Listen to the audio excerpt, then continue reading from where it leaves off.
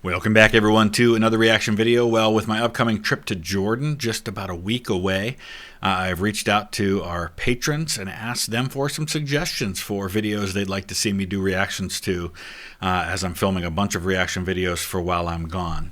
And one of the channels that I've not yet seen before that several people suggested was one called History Buffs Hub. It's got 7.58K, so about 7,580 subscribers as of me recording this. So it'll be interesting to check it out. I'm going to take a look at, I saw this one, it jumped out to me. It's called The 10 Dumbest Things People Say About U.S. History to Sound Smart, From Slavery to the Constitution. So we're going to take a look at those. We'll see how accurate that is, see if those are really things that people get wrong, and talk a little bit more about the topic. I'll put the link down in the description so you can check out History Buffs Hub. If you like what you see, definitely go over and check them out and subscribe, and let's boost those subscription numbers a little bit. Let's dive into this one. It's human nature for people to want to tell stories in a way that fits with their biases, but too often that devolves into a downright distortion of facts. Too many Americans now say blatantly untrue things about United States history for that purpose. Some organizations have dedicated their entire existence to that mission. The result is people thinking they are challenging historical norms with false statements, and that misinformation spreads. I will say this, and I haven't watched many of PragerU's videos. I've done a few reactions, but some of their stuff's pretty dead on. I wouldn't just lump the entire channel and the entire organization into all of it's false, right? They're definitely heavily biased, but some of their stuff, my friend Gary Edelman has appeared in a video that they did, and he said their stuff was all top notch. They were very professional. He thought the end product was really very historically accurate on the topic that he was covering. So just as with anybody, as with any channel, any source, take each one as it comes. Like wildfire. And the worst part is, to the untrained ear, they may sound like some genius, well-informed contrarian, even though a surface-level analysis of history will prove what they're saying is false. But what are the worst examples of that? Welcome into the History Buffs Hub. In this video, we're going to break down the 10 dumbest things people say about US history when trying to sound smart. Before we get started, please hit that like and subscribe button and ring the bell and turn on your notifications. Leave a comment too. Tell me what you think. History Buffs Hub wants to cover anything from politics to sports to pop culture, but we can't do it without your help. So one suggestion I might make to History Buffs Hub is to bump your video quality up a little bit. This is awfully blurry, and it's not because I don't have it set to the highest available quality, but it's still a little blurry even on my 23-inch monitor. For this list, we're looking at things people say about U.S. history as if they are settled facts to fit their own narrative that turn out the to lost not be cause. true. We're not looking at conspiracy theories like faking the moon landing. Those deserve their own video. These are common statements you might hear in casual conversation by somebody trying to pretend they're well-read on the topic, even though what they say is grossly inaccurate. Now let's dive in. Number 10. America is a Christian nation. This is a common phrase you hear in many Christian nationalist circles. Their argument is that while people are free to practice any religion per the First Amendment in this country, America is still a Christian nation for three key reasons. The founders and the majority of the country were and are primarily Christian.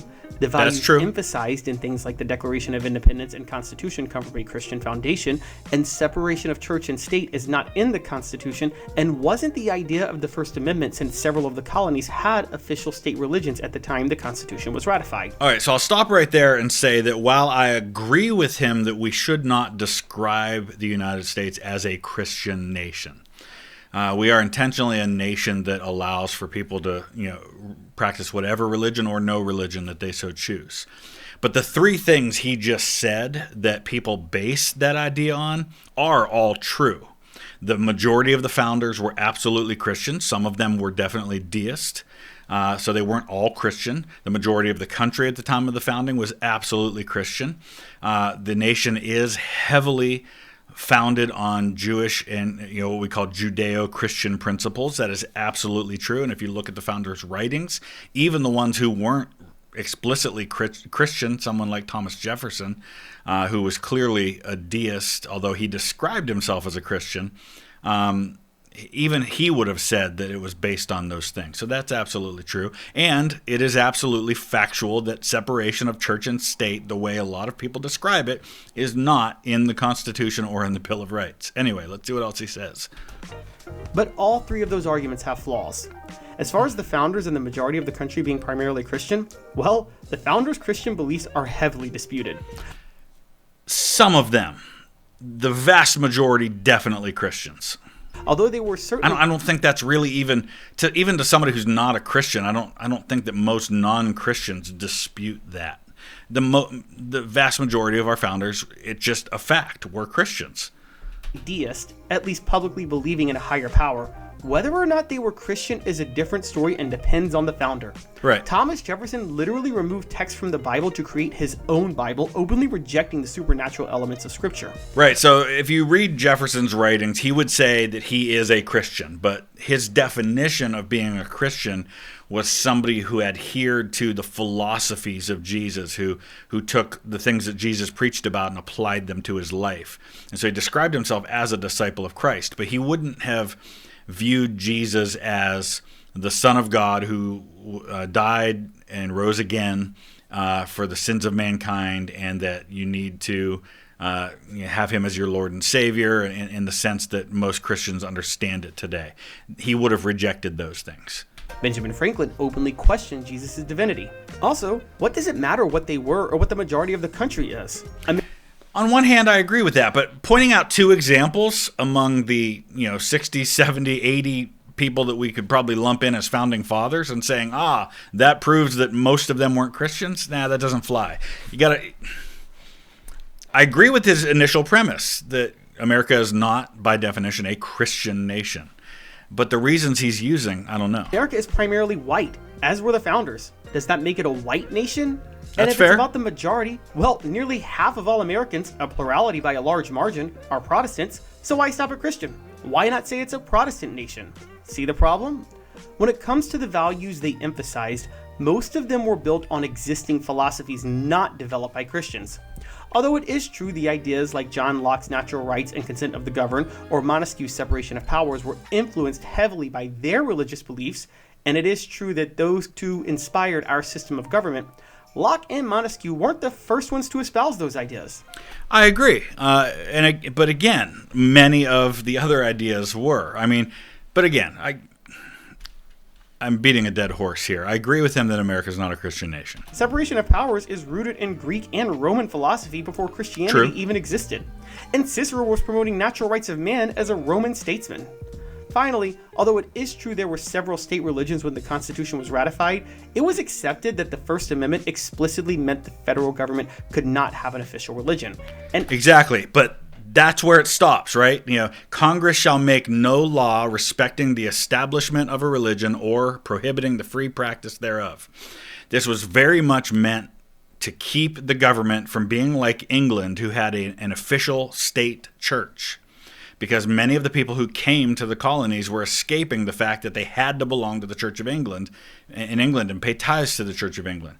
They didn't want that to happen here. It was never intended to say that, for example, a teenager giving his commencement speech as the valedictorian can't mention Jesus in his speech. That is just so far above and beyond anything that was ever intended by that amendment. After the 14th Amendment passed in 1868, subjecting state governments to the Bill of Rights, that argument became null and void. Another argument they'll make is that a Bible is used to swear elected officials into power or when people are under oath. But you don't have to use a Bible. That's true. You can actually swear yourself in on anything. They might even say, "In God we trust" is the official motto of the country, and "under God" is in the Pledge of Allegiance, completely ignoring the fact that both of those were added in the 1950s as a propaganda tool in a deliberate attempt to differentiate the United States from the Soviet Union at the height of the Cold War. That's absolutely true, and I would agree with him that none of those things should be used to argue that America is a Christian nation. But I think some of them do illustrate the point that I'm making, which is that this idea of the Establishment Clause in the Constitution is meant to keep the government from forcing people to adhere to a religion, not to protect anybody from being exposed to religion, right? it's not a big deal that Congress does a prayer before their sessions of Congress, right? You don't have to pray. Nobody's forced to. Those kinds of things should not be really, NASA got sued because one of the Apollo 8 astronauts read from the book of Genesis when they were orbiting the moon. It's just ridiculous to me that we should be battling that kind of stuff. I just don't think that most non-Christians or non-Jews or anybody who doesn't believe in the book of Genesis are really that upset that somebody chose to read from the book of Genesis while on a NASA exploration project.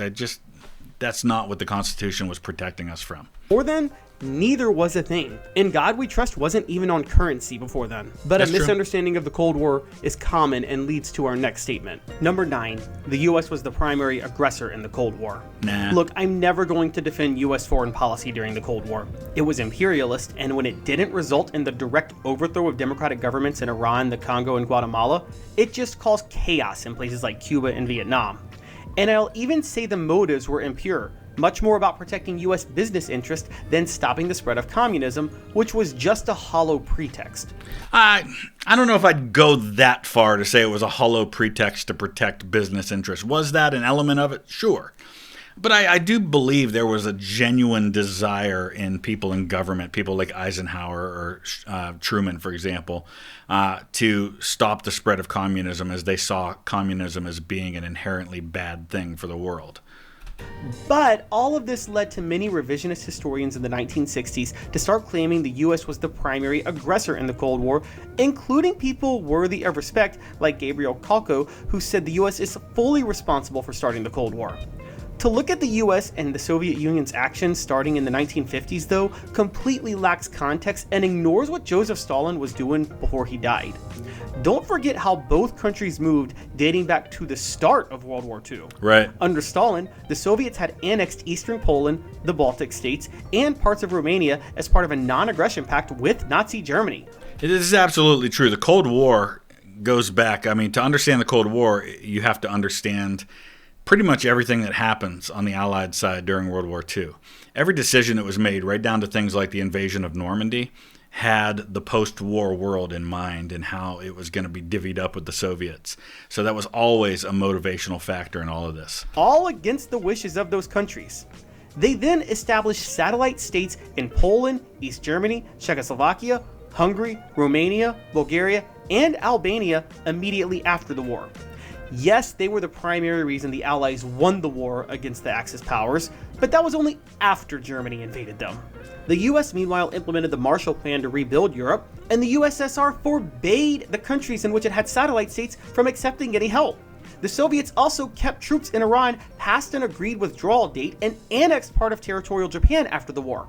After consolidating power, Stalin resulted in the Iron Curtain being formed in 1946, and it was very clear he wanted to spread his influence across the globe with his phrase socialism in one country, which had the explicitly stated goal of destroying capitalism internationally. Now, you might say the war... Right, so I think if anything, you could argue that both sides contributed to the escalation of it, and both contributed to the eventual end of the Cold War. Pact was formed in a response to NATO, but the key difference is countries willingly joined NATO in 1949. Nobody willingly joined the Warsaw Pact in 1955. It's very clear which side initially was more likely to respect state autonomy. You can criticize US foreign policy in the Cold War and even question its motives without resorting to a defense of the Soviet Union's expansionist tendencies. I 100% agree with him on that. I mean, there are plenty of things to criticize the United States for, as he mentioned, things like our meddling in places like Iran and, of course, our involvement in Vietnam and Afghanistan and different places. But to say that the U.S. was the primary aggressor, that goes way too far. Maybe escalation by Harry Truman turned out to be a mistake, but he had no way of predicting Stalin's death in 1953. Even George Kennan, who was highly critical of U.S. Cold War interventions and opposed expanding NATO after the USSR fell in 1991, understood the threat the Soviets posed under Stalin, which is why he came up with the policy of containment. Number 8. Democrats supported slavery and Jim Crow, while Republicans supported abolition. I mean, that's a generally true statement, but it's a very misleading one, right? You know, it's beyond ridiculous to say that modern Democrats are the party of slavery because Democrats were the party of slavery in 1860. Let me On let him play it paper, out. this statement is true. The point many try to get across with it, though, is so misleading it'll make your head spin. Absolutely. It's first worth noting that this isn't entirely true, as the Democrats were deeply split on slavery in 1860 between those who wanted to expand it and those who wanted popular sovereignty, and Republicans.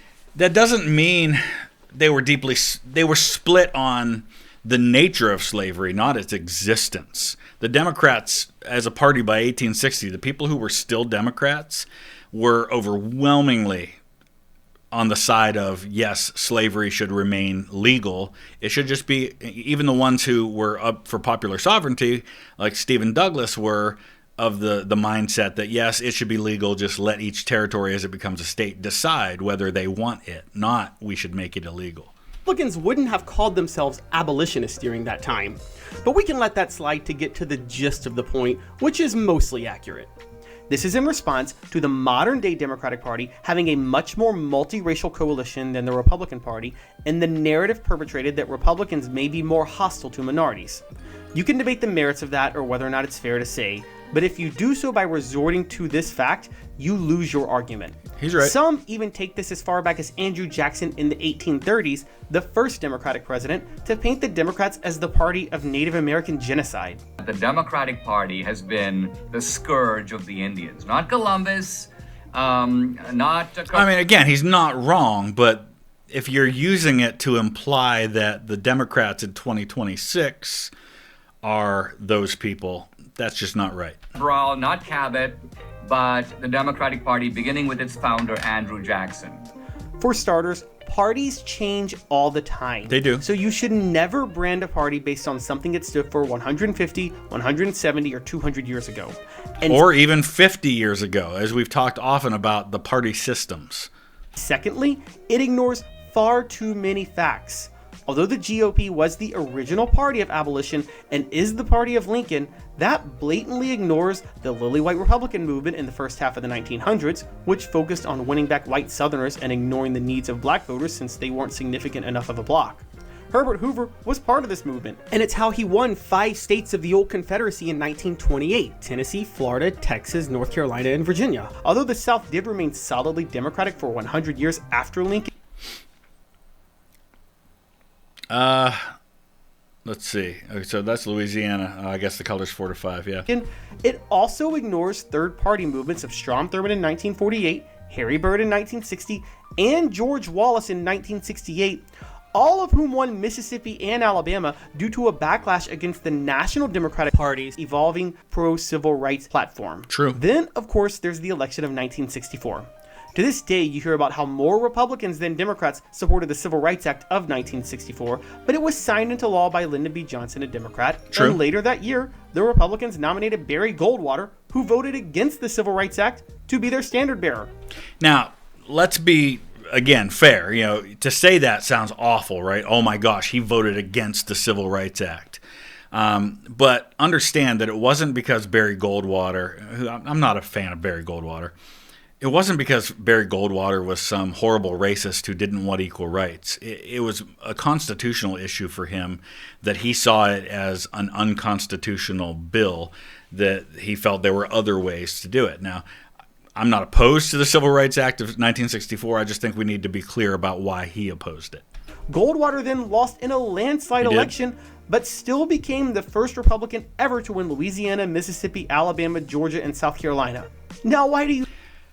I'm assuming he means all of those states at once, because Louisiana, for example, Lincoln won, Grant won, Eisenhower won Louisiana. I think Hayes won Louisiana and South Carolina. So maybe he just means all of those at the same time in the 20th century. I think that is. Of course, then came the Southern strategy in 1968, where Richard Nixon actively pursued disaffected white voters who were upset about the civil rights movement. Many people who make this claim about the parties deny the Southern strategy ever happened. Now, here's the thing. Just like we can't pin the party of slavery from 1860 on modern Democrats, people on the other side can't pin the fact that some of this stuff went on to appeal to white voters in the South on modern Republicans to say this means they're all racist. Now, I've got plenty of my own issues with the modern Republican and Democratic parties, but I think that has to work both ways. All you have to do, though, is listen to people from the party. RNC Chairman Ken Millman acknowledged it happened in 2005 and officially apologized for it. And since that strategy, Republicans have won a majority of white Southerners in every election. It is perfectly legitimate for anybody to make the claim that they believe Republicans would be better for minorities than Democrats today, and vice versa. Yeah, and here's the deal, too. You have to understand that this is more than just about race. There's also been a major shift in, for example, the Republicans becoming, at least until recently, the party of smaller government and like a weaker central federal government, whereas in the 1800s, that was the Democratic Party. And so Southerners have always been that way because they're the Southern culture is so deeply rooted in the Scots-Irish immigrations that came, and the Scots and the Irish were very kind of questioning of strong government because they saw how England dominated, with the Highland clearances in Scotland and with the famine in Ireland. And so people of Scots-Irish descent have always been against big, strong, bad government. And so they tend to gravitate to whatever party represents that. In the 19th century, it was the Democrats. In the 20th and early 21st century, it was the Republicans. Now I don't know who it is. Policy debates and arguments are healthy and good for the country. But if your central argument is about what the party stood for 150 years ago, you've completely lost the plot. I agree. Number 7, the American Revolution was fought to protect slavery. I don't know that I've heard that. This is an argument that contaminated what should have been an invaluable piece of work central to studying American history, the 1619 Project, which came out in 2019 and did a deep dive into the legacy of slavery and its impact on the U.S. The New York Times published the work, which was authored by Nicole Hannah-Jones, and while it had many enlightening claims, this was one of them that did irreparable harm.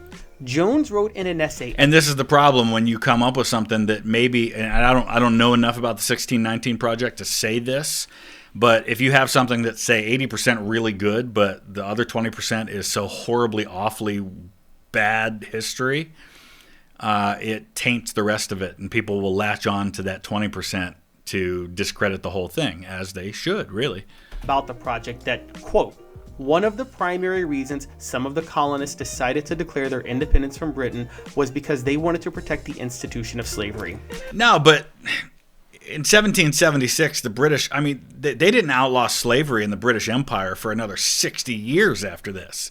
They outlawed the slave trade in 1805, 1806, somewhere in that decade. But so did the United States outlaw the slave trade at around the same time.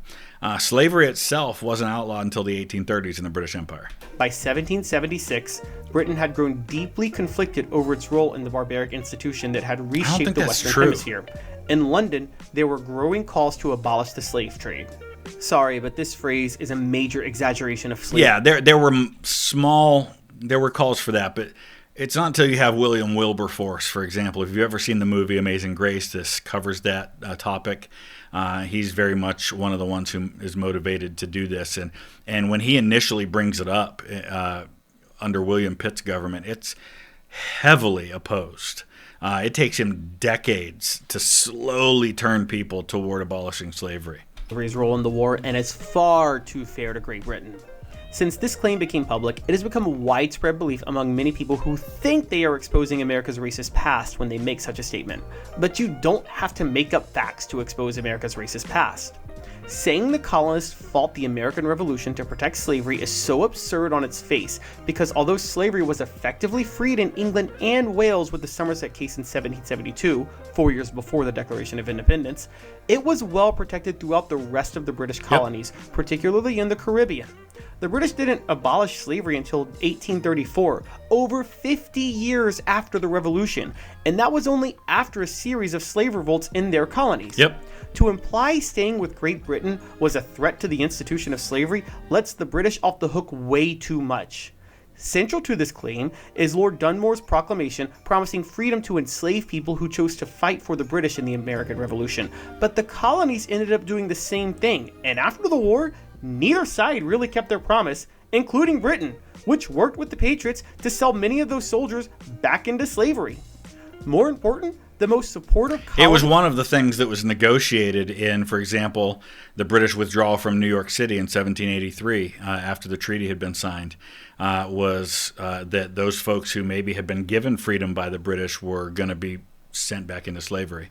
Of secession from the British were the New England colonies, where slavery was significantly less common.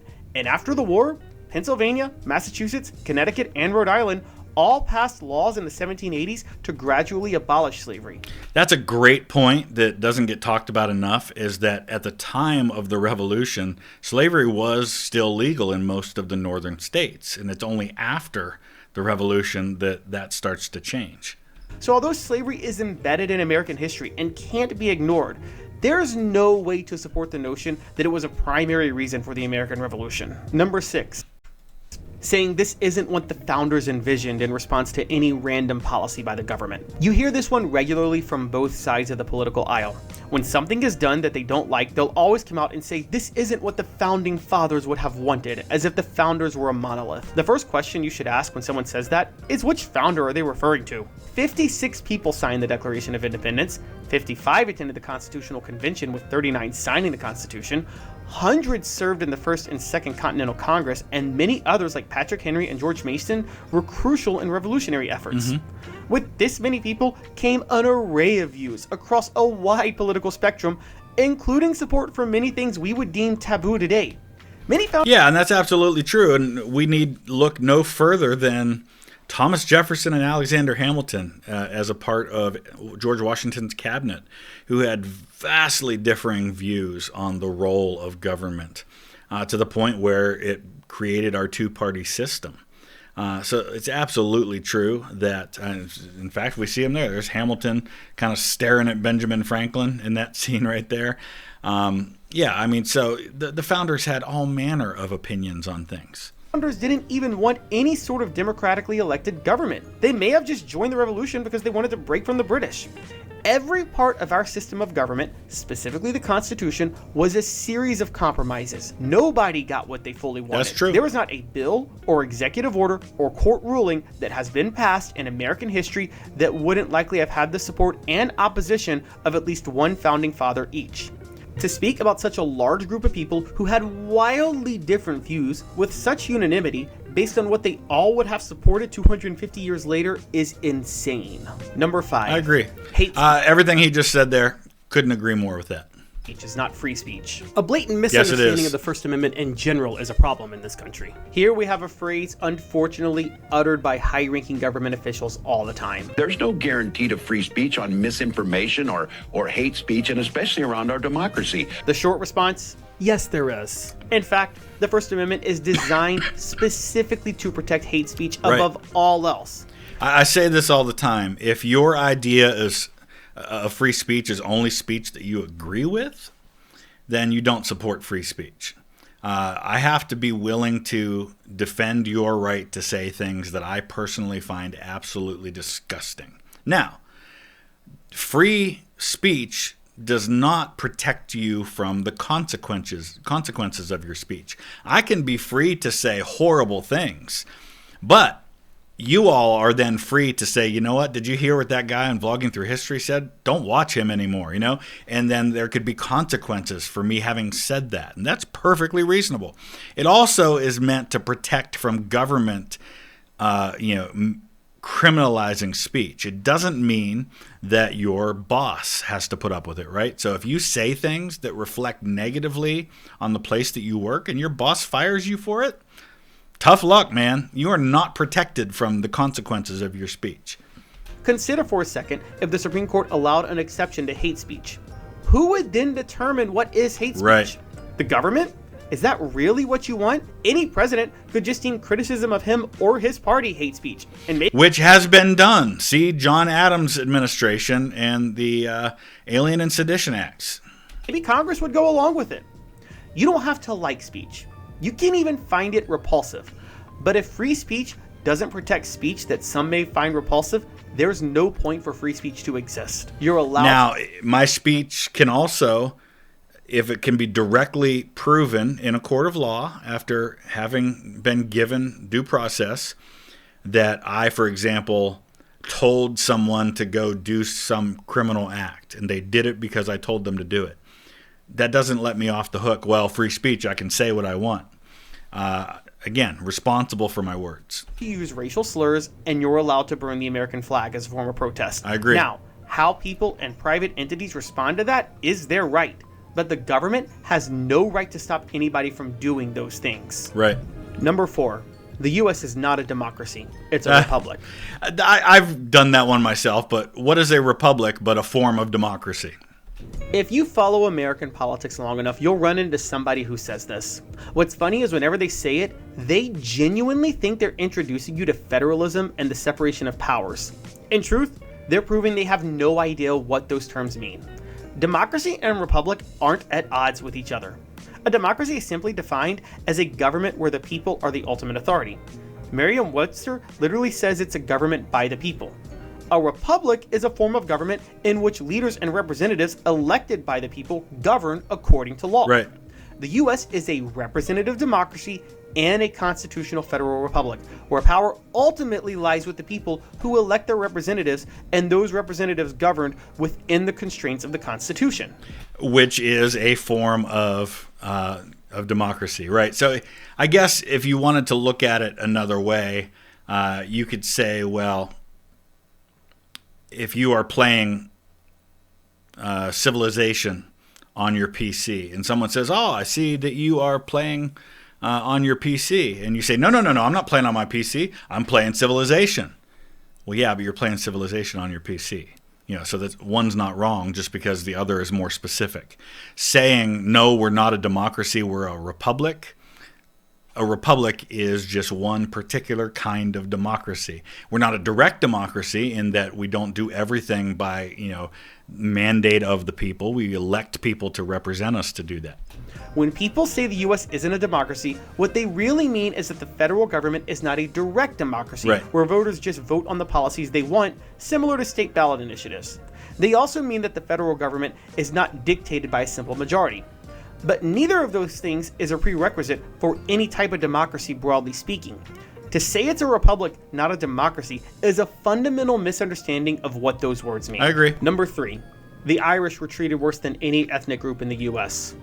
In response to the racial tension that has permeated throughout social media in recent years, this became a recurring claim shared across multiple platforms and even made its way into some publications like Irish Central, Irish Examiner, and Scientific American.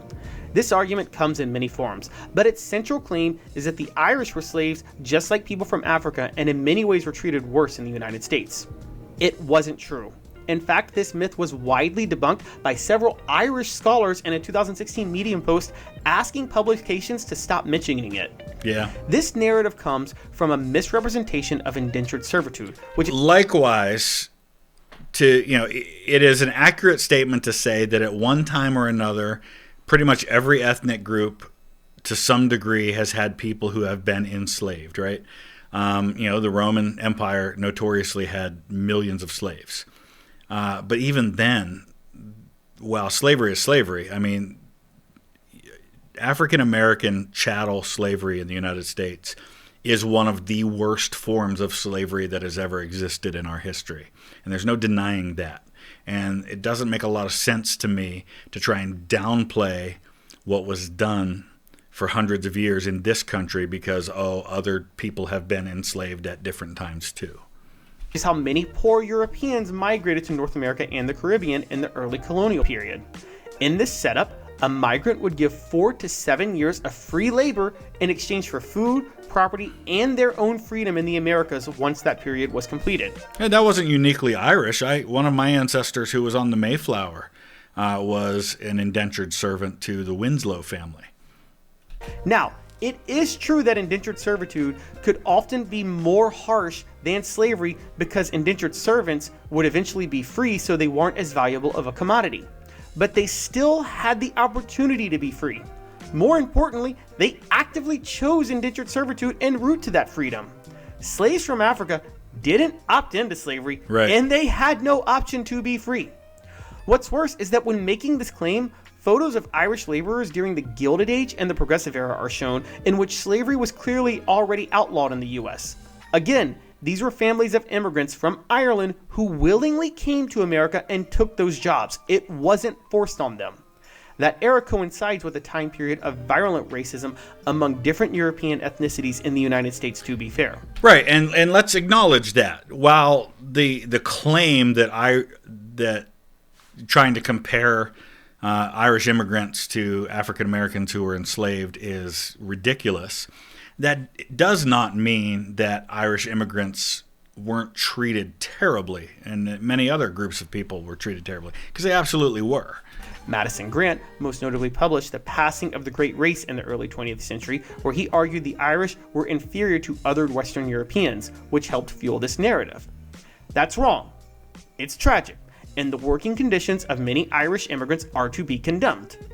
It is still nothing compared to the 240 years of chattel slavery that African people were subjected to and the 100 years of Jim Crow laws that followed. The narrative of Irish slavery is a political tool to dismiss the suffering of African Americans in this country and is thoroughly disproven. But it's part of a broader problem that leads to our next dumb statement. Number 2. Just generally diminishing the impact of slavery. This covers multiple wrong things said about slavery. One is the idea that it was commonplace with nobody ever questioning its morality until the 19th century.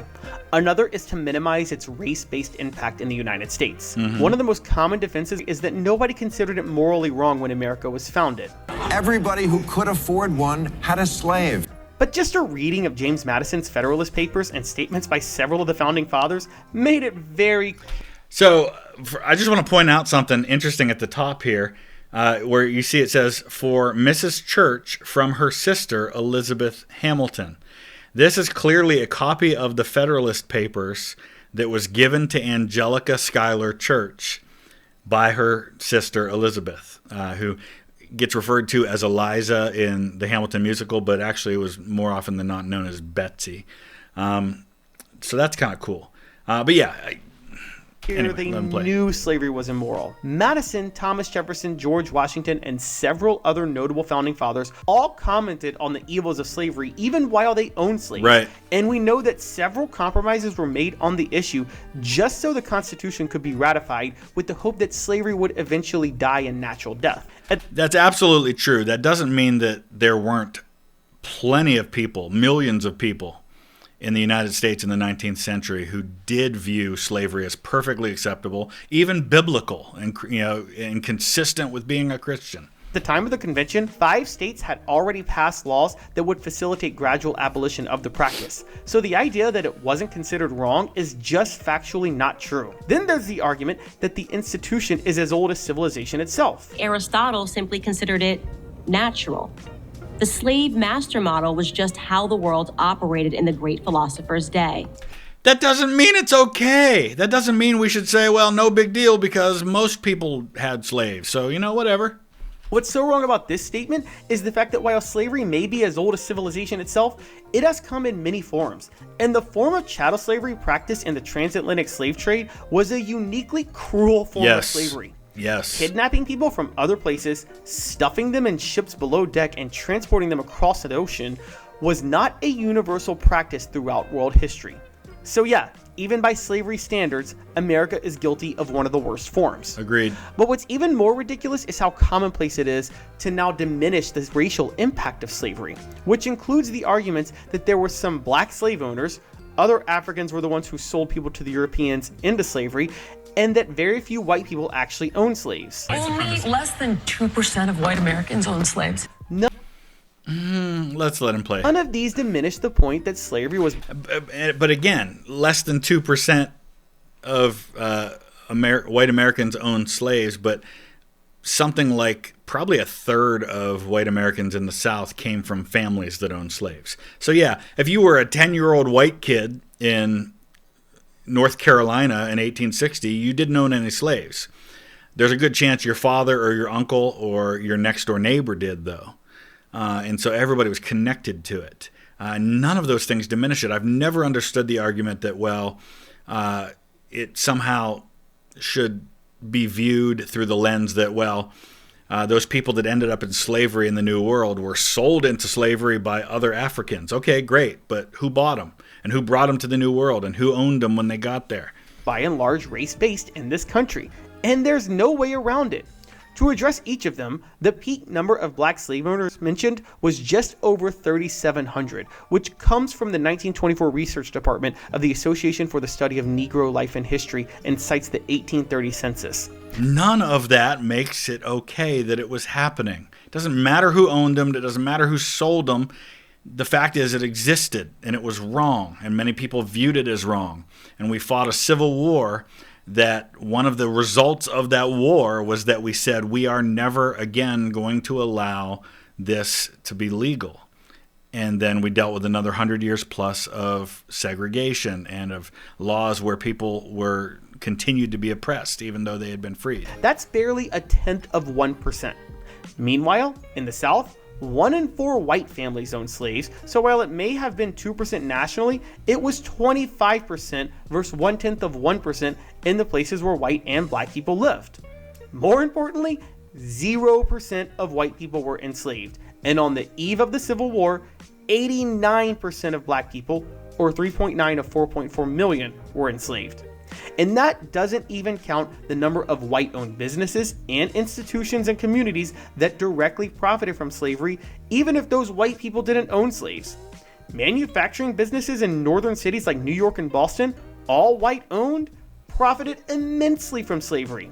That's true. And something else should be said, too, that there were people who were enslaved. While he's saying no white people were enslaved, understand that there were plenty of people who were enslaved that might have been only 1/4 African American by descent.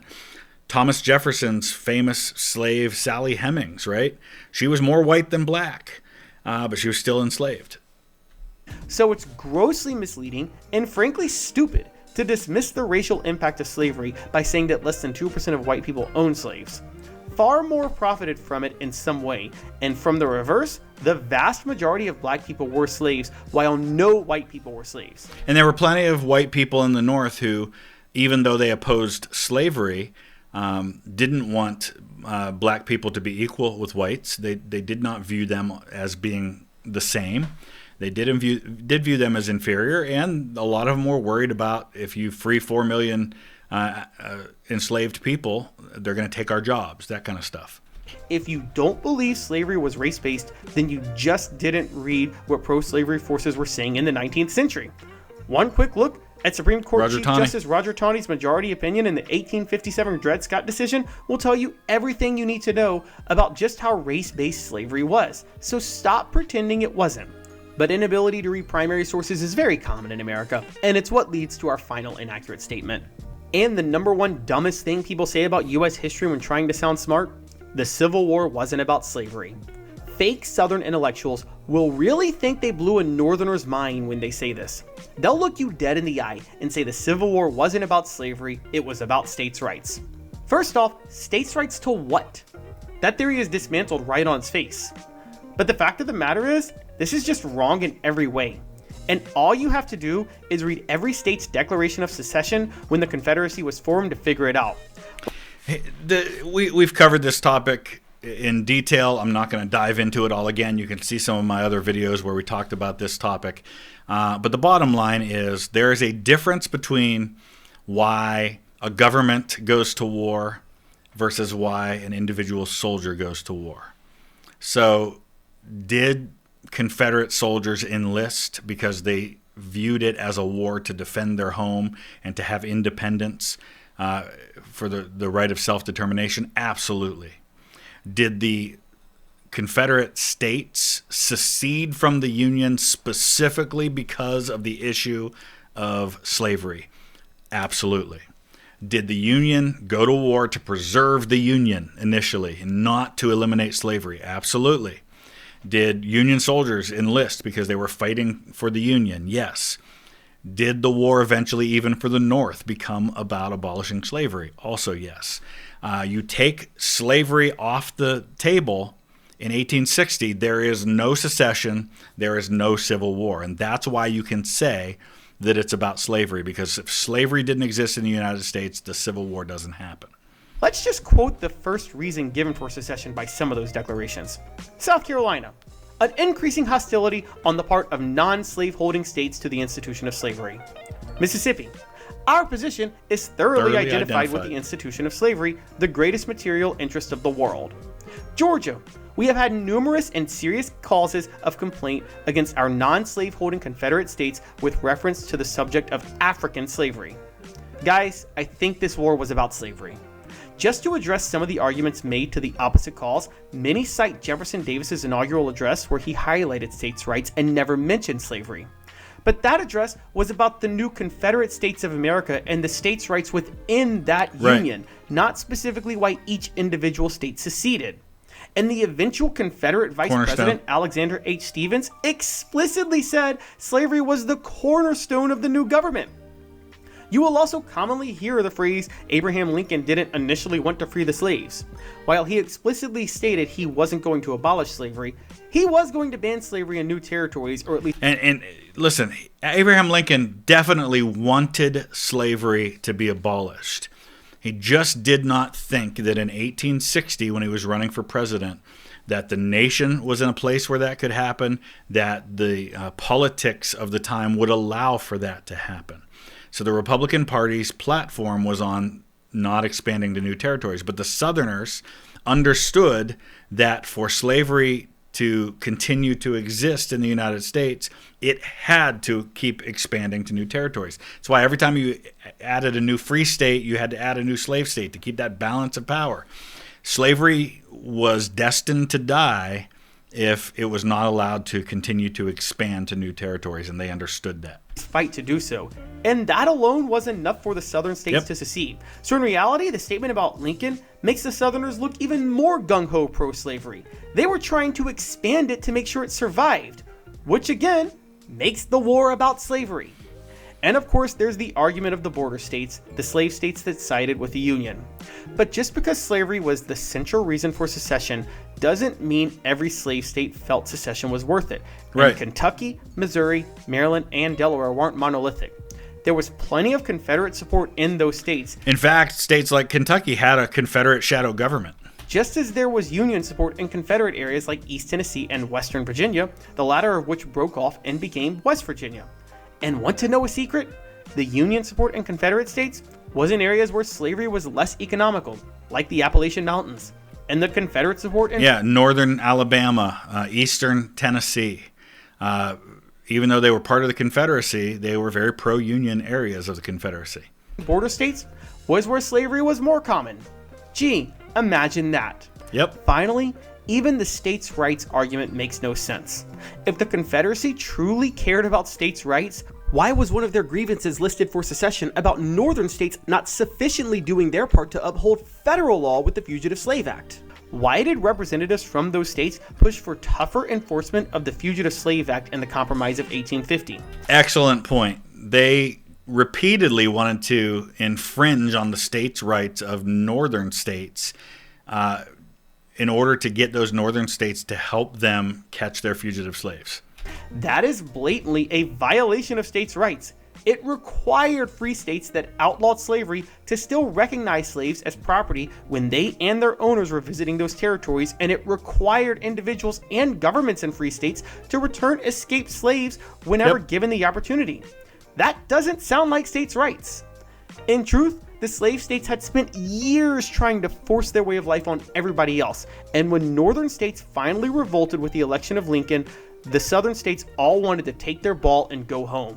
Then, after losing a war that was for an unjust cause, they created the lost cause narrative as part of their reconciliation process, referring to it as the War of Northern Aggression. Right. When you consider the fact that Robert E. Lee and his army launched 2 invasions into Union states that culminated with the battles of Antietam and Gettysburg and Maryland and Pennsylvania respectively, and the fact that the Confederates fired the first shot in the war at Fort Sumter, even the concept of calling it the War of Northern Aggression is a blatant lie. The Civil War was about slavery, and there's no justification for the Confederacy in the eyes of anybody with a surface level knowledge of history. That illegitimate regime was quickly sent to the dustbin of history where it belonged. Yep. And it never deserved anything like the romanticization it's gotten over the past 150 years in the South. Thanks for... All right, by and large, I really enjoyed that. Agreed with pretty much everything he said.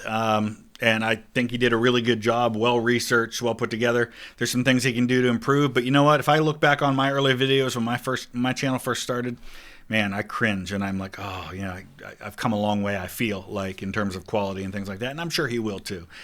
So if you want to check out more, the link's down in the description. I want to thank Matthew, right up the road from me in Cortland, Ohio, in Trumbull County, where I grew up, and Caleb in Dublin, Ohio, down by Columbus. Thank you both so much for your support on Patreon. Couldn't do it without you. Thanks for watching.